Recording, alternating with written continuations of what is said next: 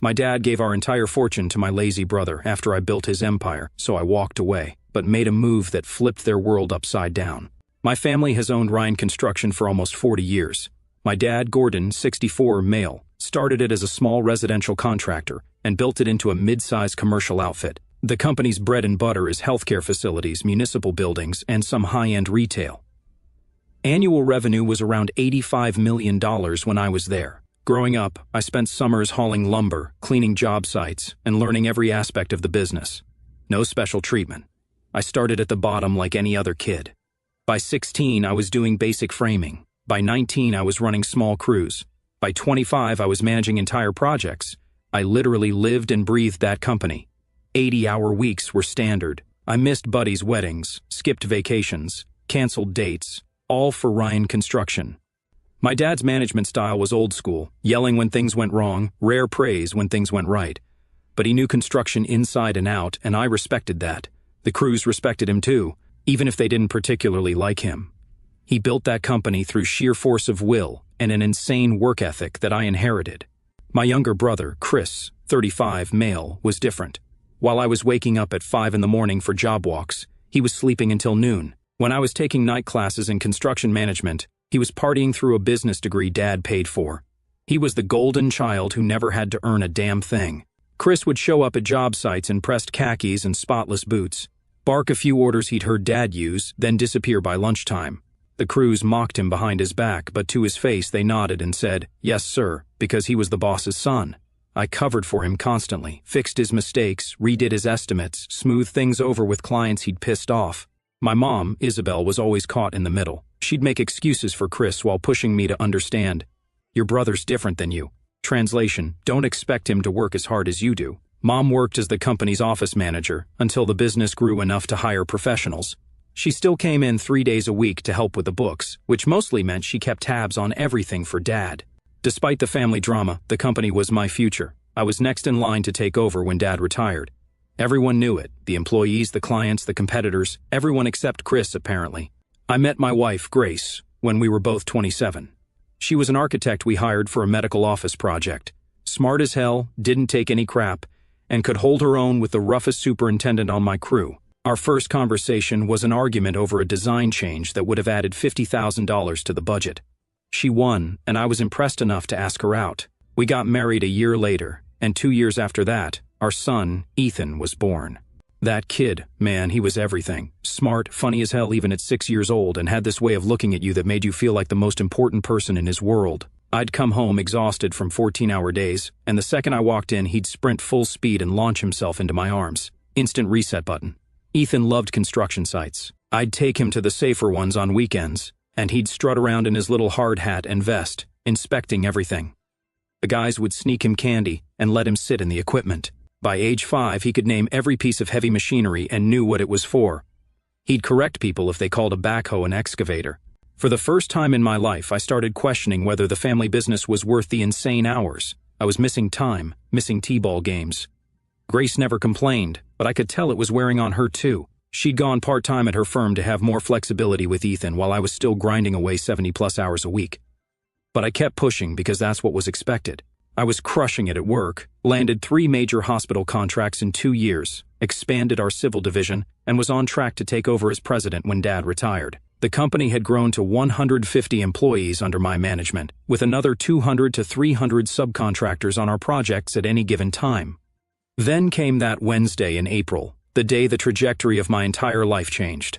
The call came at 2:17 in the afternoon. I know the exact time because I checked my watch, annoyed at the interruption. I was in the middle of a heated subcontractor meeting when my phone lit up with Grace's number. Her voice was wrong, shaking. "Cole, it's Ethan. There's been an accident at school. We're at Children's Hospital. You need to come now." I don't remember driving there. I don't remember handing off the meeting or what I said to anyone. I just remember running through the ER doors and seeing Grace's face. You know that look that tells you your life is about to split into before and after? That's what I saw. Ethan had collapsed during recess, some kind of brain aneurysm that no one knew he had, a ticking time bomb that had been there since birth. The doctors were already working on him, but it didn't look good. The pediatric neurosurgeon, Dr. Suri, explained it to us in the small consultation room. terms like arteriovenous malformation and hemorrhagic stroke that sounded like they had no business being applied to a 6-year-old. Words like critical, uncertain, and prepare yourselves. I called my dad immediately. Ethan's in critical condition. I don't know when I'll be back. His response, keep me posted. We have the county bid due tomorrow. No, I'm sorry, or we're on our way. Just a reminder about work. For 3 days, we lived in that hospital. Grace and I took shifts sleeping on the plastic chair by Ethan's bed, while doctors ran test after test. The nurses in the PICU were angels, bringing us coffee, finding us toothbrushes, updating us on every minor change. My 2 closest friends from college showed up without being asked. Sean, who works in city planning, brought us real food, handled calls, and ran interference with everyone asking questions. Steve, who's a lawyer, made sure we understood everything the doctors were telling us, and helped navigate the insurance crap. Sean set up a rotation of neighbors to check on our house and walk our dog. Steve handled calls to family members and close friends. They managed everything so Grace and I could focus solely on Ethan. My mom showed up once for about 30 minutes. She brought a teddy bear and some homemade cookies, stood awkwardly by Ethan's bed, then said she had to get back because your father needs help with the McGrath proposal. Dad and Chris didn't come at all. Too busy with the Porter project, Mom explained, not looking me in the eye. On the 4th day, Dr. Suri came in with 3 other doctors. I knew before they said a word. The damage was too extensive. The bleeding couldn't be controlled. Our son was gone, just like that, 6 years old. I remember standing in that hospital hallway, Grace sobbing against my chest while Dr. Suri explained our options. Like there are options when your child dies. Organ donation, funeral arrangements, grief counseling. I felt like someone had scooped out everything inside me and left just enough to keep breathing. We held his small funeral 3 days later. Grace chose everything. The tiny casket, the blue suit he'd worn to my cousin's wedding, the dinosaur toys we buried with him. I couldn't make decisions. I just stood there, holding her up. Grace's family flew in from Oregon. Her parents, 2 sisters, and uncle. They took over our house, cooking, cleaning, answering the door and the phone. My crew showed up in force, hardened construction guys in ill-fitting suits, standing awkwardly with tears in their eyes. Tom, my superintendent, organized a memorial fund in Ethan's name. Sean and Steve handled all the arrangements, so we didn't have to think. Dad and Chris showed up 15 minutes late to the funeral, stood in the back, and left before the service ended. Something about an emergency client meeting they couldn't reschedule. They didn't speak to me or Grace, didn't even approach the casket. I saw Tom watching them leave, his face hardening. He caught my eye and shook his head slightly. I just turned away. I couldn't process that betrayal on top of everything else. A week after burying my son, I went back to work. Not because I was ready, hell no, but because sitting in our too quiet house was killing me. I figured work would distract me, that I could lose myself in schedules and budgets and not think about dinosaur pajamas and bedtime stories. Grace went back to her firm part-time. Her boss was incredibly understanding, letting her set her own hours and work from home. We were like ghosts passing in our own house, each trapped in our private grief. My team at Ryan Construction was solid. No sympathy cards or awkward conversations, just quiet nods, a hand on the shoulder, and picking up slack without being asked. Tom, my senior superintendent, had reorganized all my projects so the most urgent ones were handled, and the rest could wait. The guys on site were different with me, careful, watchful. They'd pull me aside to show me something or ask a question, giving me an excuse to focus on work problems instead of my life falling apart. I appreciated it more than they knew. Around 2 in the afternoon on my first day back, Dad's assistant called. Gordon wants to see you in the conference room. When I walked in, Dad was sitting at the head of the table with Chris beside him. Brett Mason, our CFO, who'd been with the company since day one, sat opposite, looking uncomfortable. Nobody made eye contact. Have a seat, Cole, Dad said, like this was any other meeting. No, how are you holding up? Or sorry about Ethan, just have a seat. I sat, waiting. The silence stretched until Dad finally spoke. We need to make some changes. The Porter County project is 3 weeks behind schedule, and we're looking at major liquidated damages. The St. Luke's Hospital extension is over budget by $1.2 million. I stared at him. Are you serious right now? Those projects were on track when I left.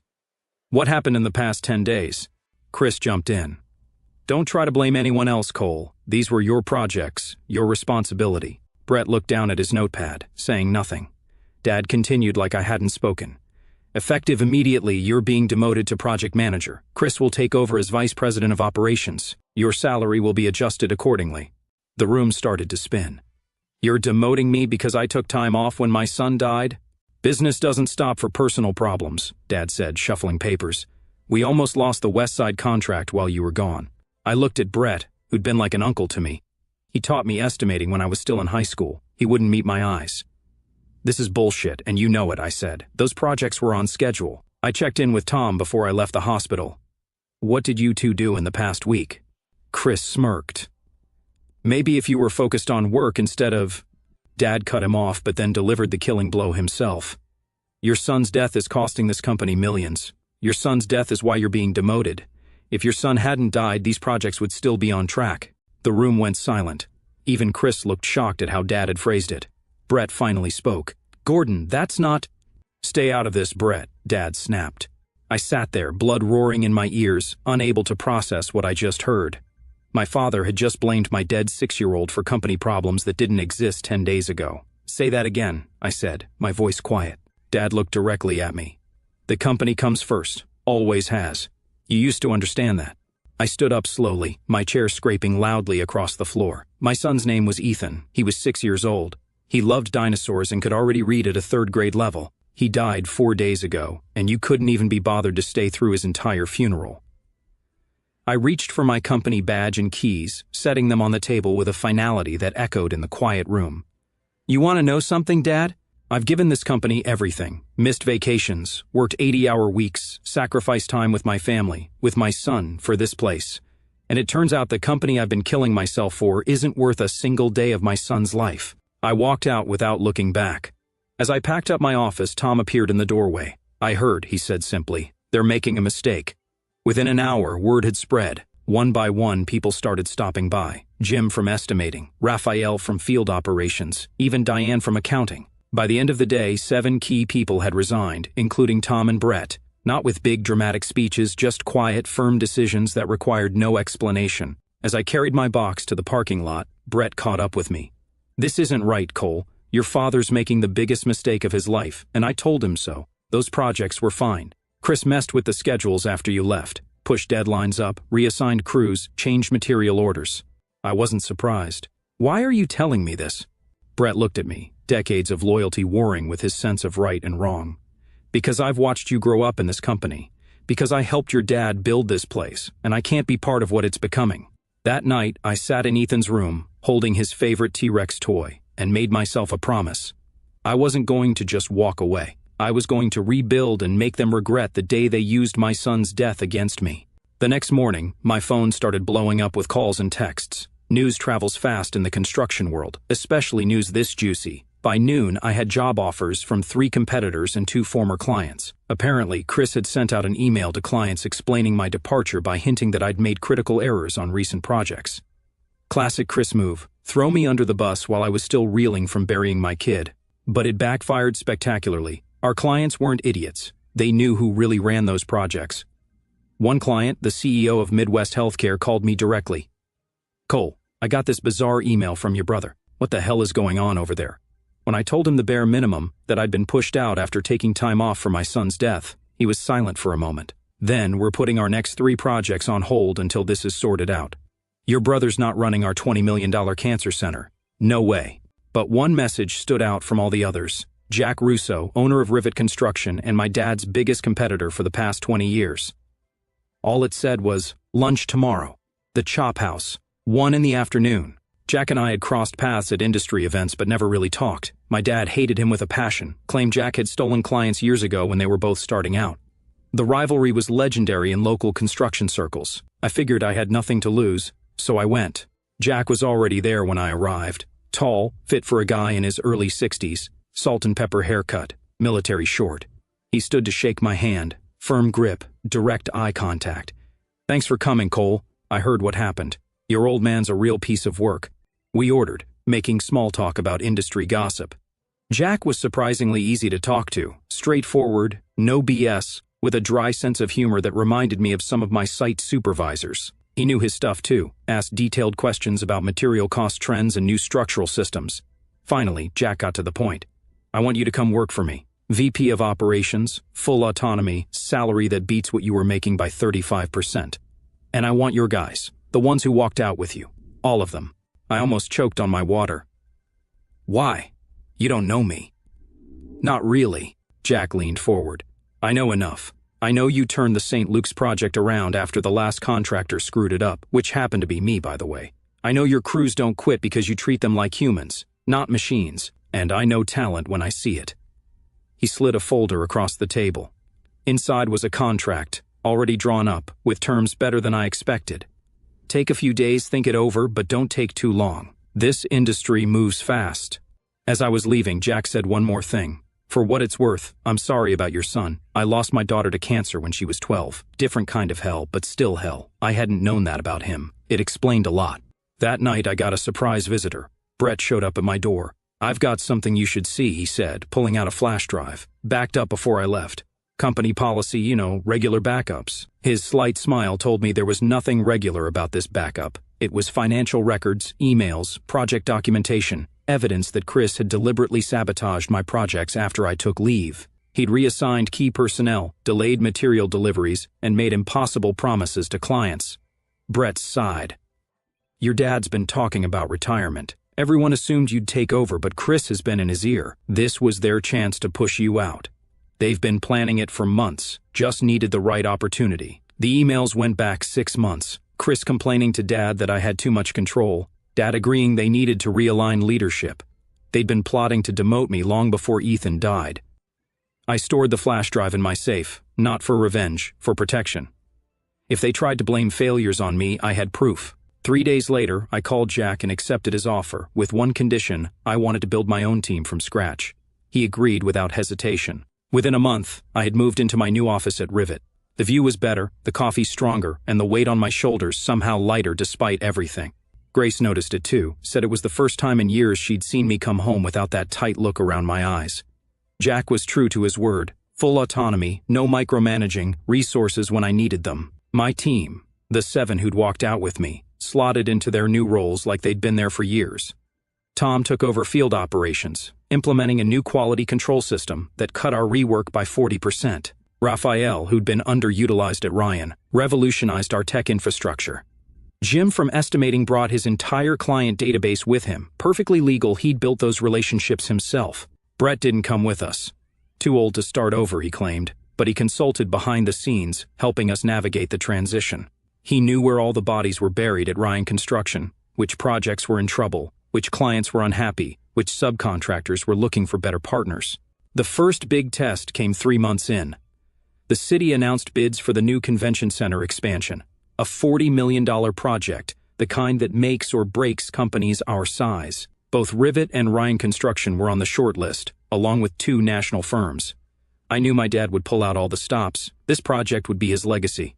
But I had an advantage he didn't know about. Sean, my friend who'd been there for us during Ethan's hospitalization, was now working for the city's planning department, not in procurement, but close enough to know which way the wind was blowing. "They're worried about Ryan's recent project delays," Sean told me over lunch one day. "Word's getting around about missed deadlines. Your brother's making promises he can't keep." I wasn't surprised. Chris had always been better at talk than action. He'd swagger into meetings with fancy PowerPoints but couldn't tell you how to properly lay a foundation. When bid day came, we submitted a proposal that wasn't the cheapest but offered something different: certainty. We backed our timeline with liquidated damages that would hurt if we missed them, but I knew we wouldn't. I had the best team in the state. Our presentation to the city council was tight. Chris showed up for Ryan with a slick video and vague assurances. I could see the council members' skepticism growing as he dodged specific questions about their recent performance issues. 2 weeks later, Rivet won the contract. The announcement made the front page of the business section, with quotes from Jack praising the team he'd assembled. My name was prominent, my role highlighted. It was the kind of publicity you can't buy. That night, my phone rang. Dad's number. I let it go to voicemail. The first cracks in Ryan Construction started showing publicly. They lost the Porter County Courthouse project when they fell behind schedule, the same project Dad had used as an excuse to demote me. Then a lawsuit hit the papers. Faulty structural work on an office building, resulting in massive water damage. Behind the scenes, it was even worse. I heard from industry contacts that morale was in the toilet. Key people were jumping ship monthly. Projects were coming in late and over budget. Client complaints were piling up. The construction community in our region isn't large. Word travels fast when a company's in trouble. Suppliers started demanding payment up front. Bonding companies raised their rates. Subcontractors began building extra cushion into their bids for Ryan projects, assuming they'd face delays and changes. One Wednesday afternoon, Brett called me. We still met for lunch occasionally, though he'd officially retired 6 months earlier. They're in trouble, Cole. The bank's calling in loans. They've missed payroll twice. I shouldn't have cared, but decades of viewing that company as my future were hard to shake. How bad? Bad enough that your dad's looking for buyers. No takers so far. Brett told me Chris had run several projects into the ground with his incompetence. Without me there to fix his mistakes, the truth was finally coming out. Dad was still defending him, blaming everyone else. The economy, unreasonable clients, the weather, me. Your mom's worried sick, Brett added. She's afraid they'll lose everything, the company, the house, their retirement. I felt a pang of guilt about Mom. She'd enabled Dad and Chris for years, but she'd also been caught in an impossible position. Still, she'd made her choice when she didn't stand up for me or Ethan. 2 days later, my phone rang, Mom's number. I hesitated but picked up. Cole, her voice was strained. Your father needs to talk to you. It's important. I'm sure it is, I replied. But I'm not interested. Please, Cole. The company's about to go under. He needs your help.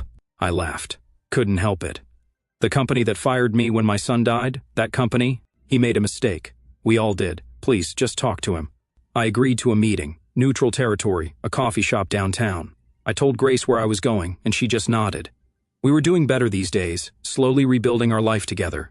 She'd found a grief support group that helped. I buried myself in work instead, but it was getting easier. Dad looked older than I remembered, more gray, deep lines around his eyes.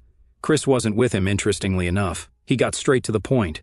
We're in trouble. I need your help to save the company. Why would I help you? I asked, genuinely curious about his answer. Because it's your legacy, too. 20 years of your life. Your grandfather helped me start it. It's in your blood. I stirred my coffee slowly. My son was in my blood, too. Didn't seem to matter much to you then. Dad had the decency to look away. I was wrong. What I said about Ethan, it was unforgivable. I was stressed and... Stop, I cut him off. You don't get to use his name. Not anymore. He nodded, then pushed a folder toward me. We're 3 weeks from bankruptcy. I'm prepared to offer you 51% ownership, full control. You can fire Chris if you want. I'll stay on as a consultant only. I opened the folder, scanned the proposal, then closed it. No. Think about it, Cole. Everything you built... I'm building something better now, I said, standing up. You wanted me to put the company first. I finally learned that lesson, just not the company you meant. As I walked out, he called after me. This is your family. I turned back one last time. Not anymore. 3 weeks later, Ryan Construction filed for bankruptcy. The news spread through the industry like wildfire. Former employees called me, wondering if Rivet was hiring. I took the ones worth having. Dad tried calling again. I blocked his number. Then came the morning I opened my front door to find Chris standing there, looking like hell. Unshaven, eyes bloodshot, wearing the same entitled expression he'd had his entire life. We need to talk, he said, trying to step inside. I blocked the doorway. No, we don't. Dad's in the hospital. Heart attack. They say it's serious. Something cold settled in my stomach, but I kept my face neutral. Sorry to hear that. That's it? Your father might be dying, and that's all you have to say? What do you want from me, Chris? He glanced around nervously, then lowered his voice. I need money. The bankruptcy froze everything, and I've got some personal debts that can't wait. Of course. He wasn't here about Dad at all. Some things never change. How much? 80,000, he said, like he was asking to borrow $20. I laughed. Not happening. Come on, Cole. I know you're making bank at Rivet. This is nothing to you. You owe me. I owe you? For what exactly? Sabotaging my projects? Helping Dad push me out when my son died? That wasn't me. That was all Dad's idea. I have the emails, Chris. All of them. Brett backed everything up before he left. His face paled. Look, I made some mistakes, but I've got people after me. Serious people. Gambling debts again? It wasn't the first time. Dad had bailed him out twice that I knew of. Get off my property, Chris. Dad gave you everything. You wouldn't be where you are without him. I stepped closer, my voice dropping. Dad gave me a job. Ethan gave me perspective, and you and Dad together gave me the push I needed to build something better. So, in a way, I should thank you. Before he could respond, a car pulled into my driveway. Jack stepped out, looking surprised to see Chris. Everything okay here, Cole? He asked, walking up the path. Chris's eyes widened. You're working with him now? Does Dad know? Jack's not just my boss, Chris. He's my business partner. We're launching a new development company next month. Residential construction, high-end market. This was news we'd planned to announce next week. Rivet Development, a joint venture between Jack, myself, and 2 other investors. My chance to build something with my name on it. You smug bastard, Chris sputtered. After everything Dad did for you, I think you should leave, Jack said firmly. Now. Chris looked between us, then stormed off, kicking my mailbox on his way out. Jack raised an eyebrow. Charming family. You have no idea, I replied. Inside, Jack laid out the final plans for our new venture. We'd secured funding for a 150-unit luxury apartment complex, with options on 2 more parcels nearby. The city was eager to work with us based on our track record with the convention center. You know, Jack said as he was leaving, I had a similar falling out with my own father years ago. Not as dramatic as yours, but the same basic story, old versus new, tradition versus progress. He thought I was betraying the family by wanting to update our methods. Your dad probably worked with him back in the day. Ed Russo. I nodded. The name was familiar. I didn't talk to him for 5 years. When we finally reconnected, he admitted I'd been right. Too late for the business, that was gone, but not too late for us. He clapped me on the shoulder, just something to think about. 2 days later, Brett called to tell me Dad had been released from the hospital. The heart attack had been minor. He also mentioned that Chris had been fired from what remained of the company after he'd been caught stealing from the petty cash fund. Your dad's selling the house, Brett added. Downsizing to an apartment. Your mom's taking it hard. A week after that, I received a letter. Formal Ryan Construction letterhead, Dad's signature at the bottom. It contained a legal release of all claims against me, acknowledgement that project failures had been Chris's doing, not mine, and a formal written apology for the comments about Ethan. At the bottom, a handwritten note. I'll regret what I said and did until my dying day. Not asking for forgiveness, just wanted you to know. I showed it to Grace that night. She read it carefully, then asked, What are you going to do? Nothing, I said. It's too late. The next morning was Ethan's birthday. He would have been 8. Grace and I took the day off, visited his grave, then spent the afternoon at the Children's Hospital, finalizing details for the Ethan Reynolds Memorial Fund we'd established. The fund would help families with children facing medical emergencies, covering bills, providing meals, even hotel rooms for parents who needed to stay close to their kids. It was the most meaningful thing we'd done since losing him. The hospital admin had been incredibly supportive, helping us structure it properly and connecting us with their existing family support services. As we left the hospital, my phone rang, unknown number. Mr. Reynolds, this is Meredith from County General. Your father's been readmitted. He's asking for you. I almost declined, but something, maybe Ethan's memory, maybe just basic human decency, made me say, I'll be there in 30 minutes. I told Grace, who squeezed my hand and said she'd come along if I wanted. I told her to go home and rest. This was something I needed to do alone. The hospital was on the other side of town. I used the drive to remind myself that I wasn't doing this for Dad, or for my old life. I was doing it to close a chapter properly, on my terms. Dad was alone in the room when I arrived. No Chris, no Mom, just monitors beeping, and an old man looking even older than he had a few weeks ago. Thinner, diminished. For a second I saw him as he must have looked to others. Not the towering figure of my childhood, but just a man who'd made terrible mistakes. He seemed surprised when I walked in. You came. I stood at the foot of his bed. What do you want? Sit down, please. I took the chair beside the bed, keeping distance between us. The doctors say I need bypass surgery, he said. Scheduled for tomorrow morning. I nodded, waiting. I wasn't going to make this easy for him. I know it's too late, he continued.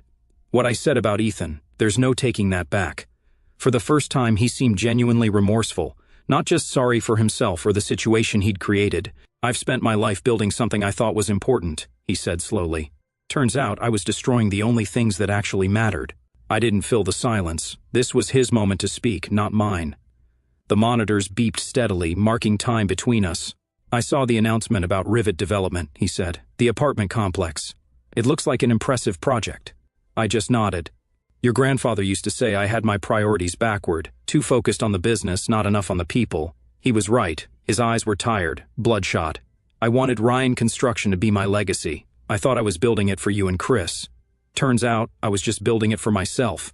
I could have pointed out that I'd tried to tell him this for years, that I'd begged him to delegate more, to take vacations, to come to Ethan's t-ball games. But what was the point now? I'm not asking for your forgiveness or your help, he said finally. I just wanted to look you in the eye and tell you I was wrong about everything, and to say I'm proud of what you've built. You've done it the right way. I studied him for a long moment. Is that all? He nodded. That's all. I stood up. Good luck with your surgery. At the door I paused. "I'll have someone check in with your doctors tomorrow. Let me know how it went." It wasn't forgiveness, it wasn't reconciliation, but it was the most I could offer right then. Walking out of that hospital, I felt lighter somehow. Not because things were fixed, they weren't and probably never would be, but because I'd faced him on my terms, without anger clouding my judgment. I'd shown him the man I'd become without him. Later that night, Sean and Steve came over with their wives for dinner. It was becoming a monthly tradition. Good food, easy conversation. As we sat on the deck watching the sunset, I realized these were the people who'd stood by us when it mattered. This was what family was supposed to be. 2 months later, Rivet Development broke ground on our first project, a 150-unit luxury apartment complex. The mayor came, along with various city officials and business leaders. Jack gave a short speech about building for the future, then handed the microphone to me. I talked about sustainable design, community integration, and economic impact, all the things you're supposed to mention at these events. As I was finishing, I noticed someone standing at the back of the crowd. Dad, recovered from his surgery, watched from across the street as we held the ceremony. He didn't approach, and I didn't invite him over. Some wounds don't heal, some bridges stay burned. But as I stood there, with the people who had become my real family, I realized something important. The company that fired me when my son died had unknowingly set me free. I built something authentic, something that honored Ethan's memory, and that's a foundation that won't crumble when the storms come.